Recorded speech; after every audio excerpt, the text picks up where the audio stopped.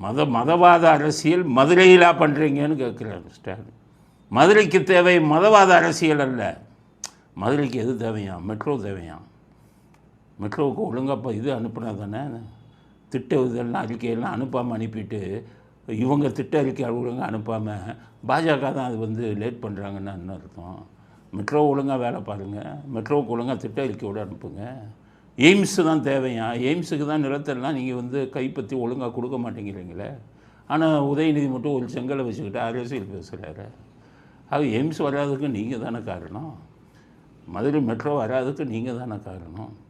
ஆனால் மத அரசியல் மதுரைக்கு தேவையில்லை. மதுரையில் மத அரசியல் கொண்டு வந்தது யார்? 2K கிட்ஸ் எல்லாம் தெரிஞ்சுக்கங்க. இன்னும் சில பேர் தெரியும். மதுரையில் மத அரசியலை கொண்டு வந்தது யார்? 1950களில் மீனாட்சி அம்மன் கோயிலுக்கிட்ட மீட்டிங்கை போட்டு மீனாட்சி என்ற பெண்ணுக்கு மூக்குத்தி எதற்கு, ஒட்டியானம் எதற்குன்னு மதத்தின் அடிப்படையில் பேசினவர் உங்கள் அண்ணாதுரை. மதுரையில் போய் மத அரசியலில் கொண்டு வந்ததே நீங்கள். சரியான அடி கொடுத்தாரு முத்துராமலிங்க தேவர்.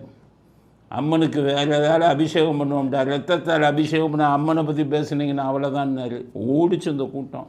அதை விட இன்னொரு வார்த்தையெல்லாம் சொன்னார். அதெல்லாம் என்னால் சொல்ல முடியாது. எங்கள் தந்தை சொல்லுவார். அந்த மீட்டிங்கு போயிருக்கார் எங்கள் தந்தை. அவர் சொன்னார், அப்பா கேட்டார் பாருப்பா கேள்வி, இந்த திராவிட கருப்பு சட்ட கூட்டத்தை பார்த்து நாக்க பிடிங்கிட்டு சாகுற மாதிரி கேட்டாருப்பான்னாரு. என்னப்பா கேட்டாருன்னு கேட்டிருக்கேன் எங்கள் அப்பாட்ட. சொன்னார். ஆனால் நான் இங்கே சொல்ல முடியாது. அதனால் மதுரையில் மத அரசியலை கொண்டு வந்தது இவங்க தானே.